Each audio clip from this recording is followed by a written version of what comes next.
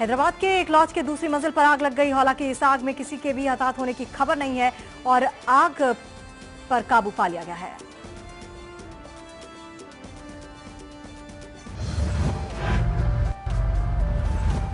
UP के हापुड़ में हनुमान मंदिर में आग लग गई है। हालांकि आग पर काबू पा लिया गया है, किसी के हताहत होने की कोई खबर नहीं है।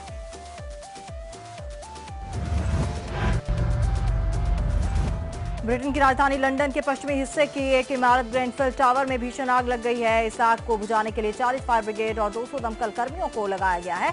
इमारत में कई लोगों के फंसे होने की आशंका जताई जा रही है।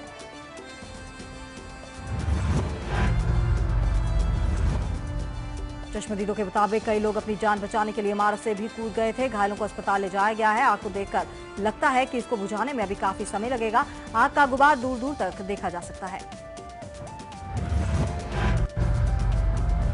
मध्य प्रदेश के मंदसौर में धारा 144 हटाई गई। सीएम शिवराज सिंह चौहान के दौरे के तहत धारा 144 हटाई गई। मुख्यमंत्री शिवराज सिंह चौहान आज मंदसौर का दौरा करेंगे।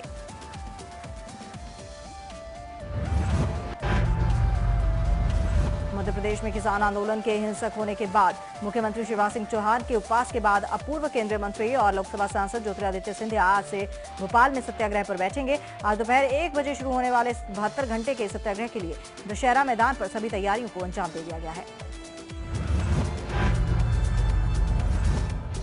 आज से ज्योतिरादित्य सिंधिया का सत्याग्रह शुरू होगा, जिसमें सिंधिया के अलावा विधानसभा में नेता प्रतिपक्ष अजय सिंह और पार्टी की प्रदेश इकाई के अध्यक्ष अरुण यादव भी शामिल होंगे। उन्होंने बताया कि सत्याग्रह में प्रदेश भर से लोग आकर अपनी बात रखेंगे।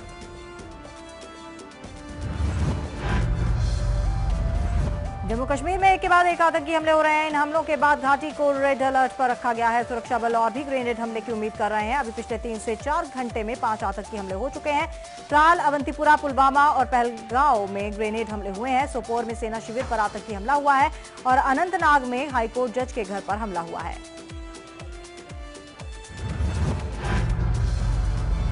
सूत्रों का कहना है कि खुफिया जानकारी साझा की गई थी कि इफ्तार के बाद कई हमले होंगे। जम्मू कश्मीर पुलिस ने सीआरपीएफ और सेना को हमले की जानकारी दी थी। आतंकियों ने जम्मू कश्मीर के त्राल में सीआरपीएफ के शिविर में ग्रेनेड से हमला किया। इस हमले में सीआरपीएफ के 9 जवान के घायल होने की खबर है, जिन्हें इलाज के लिए श्रीनगर के 92 बेस अस्पताल में ले जाया गया है। आतंकवादी जो है हिजबुल मुजाहिदीन और पाकिस्तान के इंटर सर्विसेज ये दिखाना चाहती है कि आतंकवादियों का मनोबल कम नहीं हुआ है, इसलिए उनको एनकरेजमेंट दे रहे हैं। वो चाहते हैं कि ज़्यादा से ज़्यादा अटैक सिक्योरिटी फोर्सेस के कैंप पर हों, आर्मी के ऊपर हों और सिविलियंस जो हैं उनके घरों पर भी हमले हों, इससे कि जो है आतंकवादियों का मनोबल।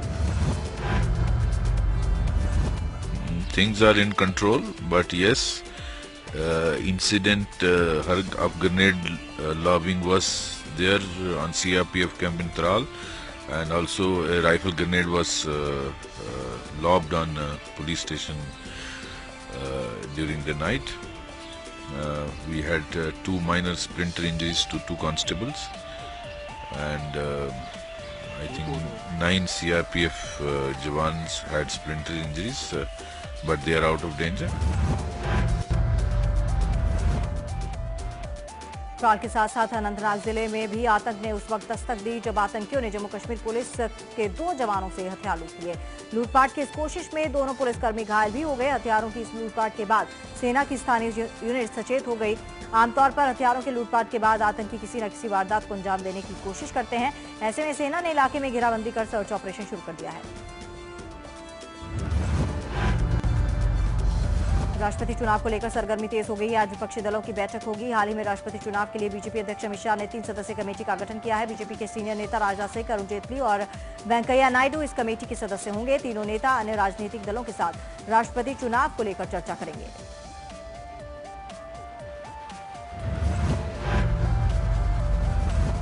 कांग्रेस अध्यक्ष सोनिया गांधी ने जुलाई में होने जा रहे राष्ट्रपति चुनाव के लिए सभी विपक्षी दलों को एक साझा मंच लाने पर प्रयास शुरू कर दिया है। सोनिया गांधी ने चुनाव पर चर्चा के मद्देनजर इस महीने की शुरुआत में विपक्षी पार्टियों के 10 सदस्यीय उपसमूह का गठन किया है और देश के 13वें राष्ट्रपति प्रणब मुखर्जी का कार्यकाल 24 जुलाई को खत्म होगा।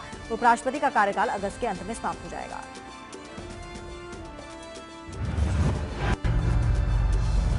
सीएम योगी गोरखपुर पहुंच चुके हैं और वो आज से 2 दिनों तक गोरखपुर में रहेंगे। यहां पर सीएम योगी अंबेडकर प्रतिमा का अनावरण करेंगे। योगी गोरखपुर पहुंचेंगे, इसके बाद गोरखपुर एयरपोर्ट पर गोरखपुर टर्मिनल बिल्डिंग फेज 3 का उद्घाटन करेंगे। यहां से सीएम योगी डॉक्टर भीमराव अंबेडकर जन कल्याण सेवा समिति की तरफ से आयोजित कार्यक्रम में शामिल होंगे और फिर भीमराव अंबेडकर की प्रतिमा का अनावरण करेंगे।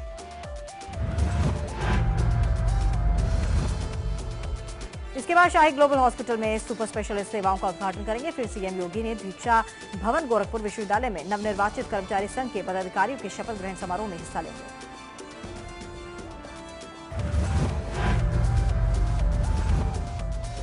मृतक के परिवार का आरोप है कि जब अस्पताल में एम्बुलेंस की मांग की गई तो डॉक्टर और सीएमएस ने मदद नहीं दी। वहीं पूनम के पिता अनंत कुमार का कहना है कि जब वो अस्पताल में मौजूद एम्बुलेंस चालक के पास गया तो उसने मुझसे 800 रुपए मांगे। 800 रुपए नहीं होने की बात कहने पर वो शव को ले जाने को राजी नहीं हुआ। इससे विचलित होकर उन्होंने अपनी भांजी पूनम के शव को कंधे पर उठाया और एक हाथ से साइकिल के हैंडल पकड़ा और गाँव पहुंच गया।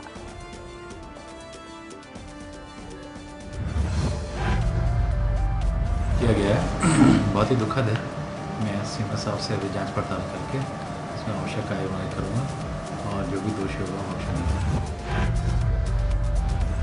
सरकार इतना पैसा देती है उन लोगों को, सुना नहीं आप बड़े डॉक्टर से शिकायत नहीं किया आपने?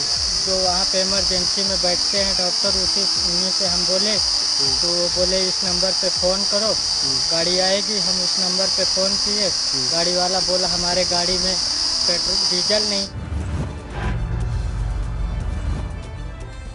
सहारनपुर के थाना देवबंद इलाके के मोहल्ला खानकाह में कुछ लोगों ने एक युवक को मोबाइल चोरी करते हुए रंगे हाथों पकड़ा।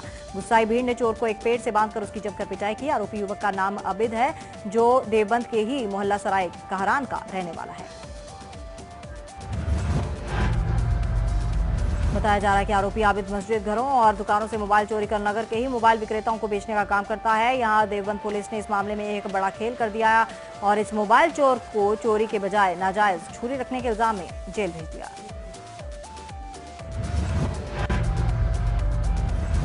मेरठ की कोतवाली में तैनात महिला दरोगा को एसीबी की टीम ने 20,000 रुपए की रिश्वत लेते रंगे हाथों गिरफ्तार किया। एसीबी की टीम ने महिला दरोगा से रिश्वत के 20,000 रुपए भी बरामद किए। गाजियाबाद के मोदीनगर के समीर की पत्नी ने कोर्ट के जरिए दहेज उत्पीड़न, रेप समेत कई अन्य गंभीर धाराओं में मुकदमा दर्ज कराया था।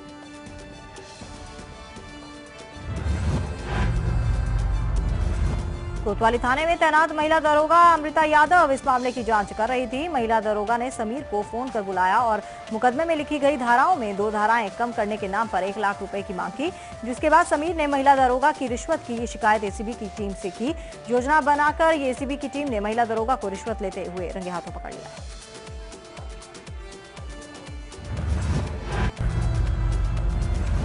जौनपुर के बरसठी थाना इलाके के चकनारायणपुर गांव में बारात को बंधक बनाने का मामला सामने आया है।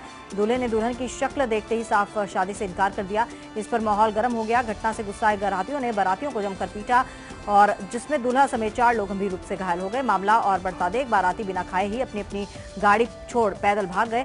घराती पक्ष के लोगों ने दूल्हे के परिवार और रिश्तेदारों को बंधक बना लिया। मौके पर पहुंची पुलिस ने खर्च देने के बाद मामला सुलझाया। जयमाल जब पड़ा उसके पहले से खिचपिच करा, जयमाल डाल दिया। जयमाल डालने के बाद तब कहा हमें लड़की पसंद नहीं, शादी नहीं करेंगे। फिर उसके पिताजी निकल गए और रात भर हम लोग बैठे रहे कि भाई आकर बातचीत हो जाए। आया नहीं, सुबह आया, उसके बाद पैसे की बात हुई, फिर गए, आए ही नहीं। आप लोगों ने दूल्हे को बंधक बनाया था? नहीं, बस कुछ नहीं, इससे बैठा है प्यार से। तो क्या चाहते हैं? अरे उसका समझौता हो जाए, जो खर्च लगा है दे दे, अपना जाए लेकर।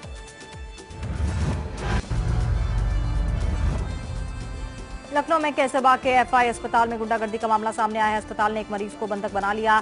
दरअसल सीतापुर के थाना रेपसा के रहने वाले मनोज कुमार का एक्सीडेंट होने के बाद उनका परिवार उन्हें लखनऊ के ट्रॉमा सेंटर लाया था, लेकिन बाद में एक दलाल एफआई अस्पताल ले आया।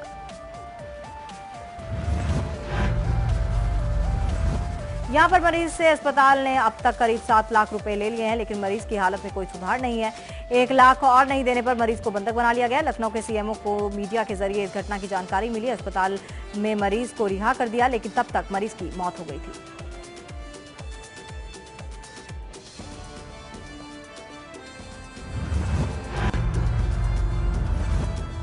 उन्नाव के नवाबगंज सामुदायिक स्वास्थ्य केंद्र में नर्सिंग स्टाफ की बड़ी लापरवाही सामने आई है। यहां 500 रुपए नहीं देने पर एक प्रसूता को अस्पताल में भर्ती कराया गया। सुशीला नाम की एक स्टाफ नर्स ने 500 रुपए न मिलने पर एक प्रसूता को अस्पताल में भर्ती करने से मना कर दिया, जिसके बाद प्रसूता ने अस्पताल के गेट पर नवजात को जन्म दिया, लेकिन इलाज नहीं मिलने से कुछ समय बाद ही नवजात की मौत हो गई।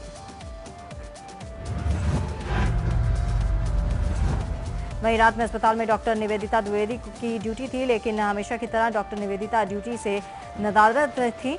उन्नाव में लगातार इस तरह के मामले सामने आ रहे हैं, लेकिन कोई भी जिम्मेदारी लेने को तैयार नहीं।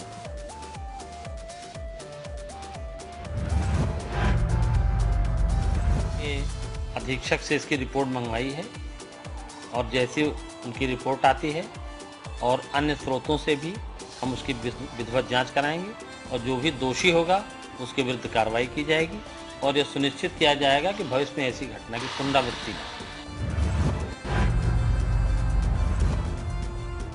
हो। जौनपुर की पवारा थाने की पुलिस ने 8 महीने पूर्व हुई एक ब्लाइंड मर्डर का खुलासा कर दिया है। हत्या के आरोप में महिला के बेटे को गिरफ्तार किया गया है। मृतक महिला के बेटे ने ही अपनी मां की हत्या नशे की वजह से की थी। मामला जौनपुर पवारा थाने इलाके के होलपुर गांव का है।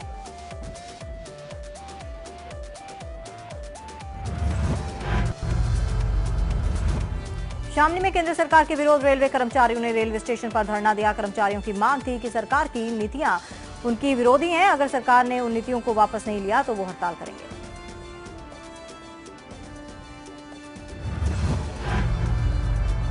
आगरा का यमुना एक्सप्रेसवे अब लूट की वारदात के लिए जाना जाने लगा है। अब लोग इससे रात में गुजरने से डरते हैं।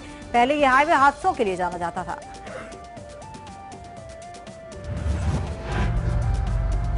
देवरिया के रामपुर कारखाना थाने से अपराधियों को जिला मुख्यालय ले जाने के लिए वाहन भी नहीं है। वाहन ना होने पर रामपुर कारखाने की पुलिस अपराधियों को कोर्ट में पेश करने के लिए कड़ी जद्दोजहद के बाद ले जाया जाता है।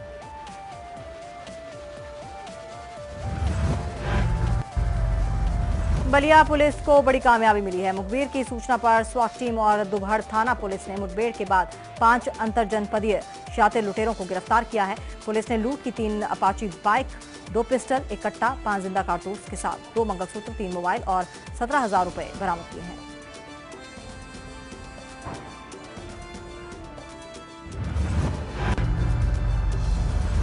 मुरादाबाद जनपद के ठाकुरद्वारा पुलिस ने नाबालिग लड़की की हत्या का खुलासा किया है। पुलिस ने मृतक के परिजनों को हत्या के आरोप में गिरफ्तार किया है। नाबालिग लड़की की हत्या उसके पिता ने इज्जत की खातिर की थी और परिजनों की मदद से शव को जंगल में फेंक कर हत्या का आरोप लड़की के प्रेमी और उसके दोस्तों पर लगाया।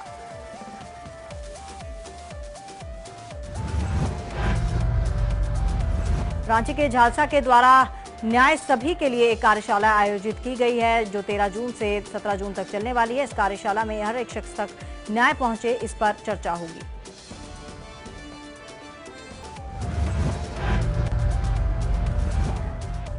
मुंबई के गोरेगांव स्थित पशु चिकित्सालय कॉलेज में एक तेंदुए कॉलेज कैंपस के गर्ल्स हॉस्टल में घुस गया। वीडियो में साफ दिख रहा है कि तेंदुए ने वहां मौजूद एक कुत्ते पर हमला कर दिया। तेंदुए के डर से कुत्ता भागने लगा। भागने के दौरान उसने जोरदार तरीके से कुत्ते पर हमला कर दिया।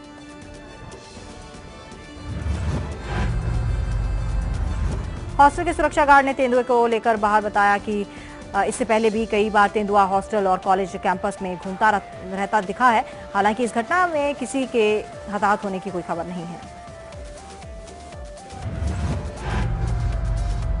गर्ल्स हॉस्टल है तो लड़कियां इस चीज से थोड़ी डरी हुई है, ऐसा लग रहा है। उनका डर नहीं बोलेगा तो 7 बजे के बाद उनको हम बाहर नहीं छोड़ता हूँ जी। 7 बजे उनको मैं अंदर बंद कर देता हूँ और 8 बजे जो मेस वाला खाना लाता है खाली इतना उनको खोलेंगे, अंदर जाके उनको खाना दिला दूंगा।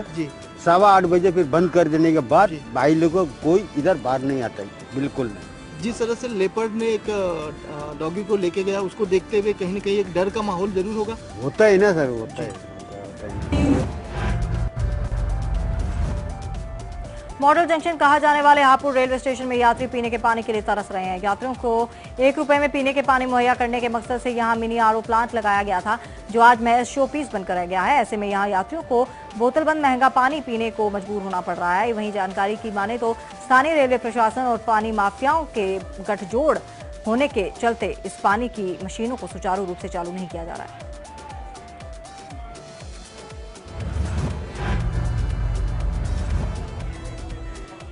गदरपुर के दिनेशपुर में चित्रांजन रहा राजकीय इंटर कॉलेज में राष्ट्रीय आपदा मोचन बल ने जन जागरण अभियान चलाकर लोगों को आपदा से बचाने के लिए उपाय बताए। इस दौरान जवानों ने पहला हार्ट अटैक आने पर बचाने के तरीके को बताया। इस दौरान एनडीआरएफ के इंस्पेक्टर ने बताया कि जन जागरण अभियान के तहत आपदा आने पर किस प्रकार से बचा जा सकता है।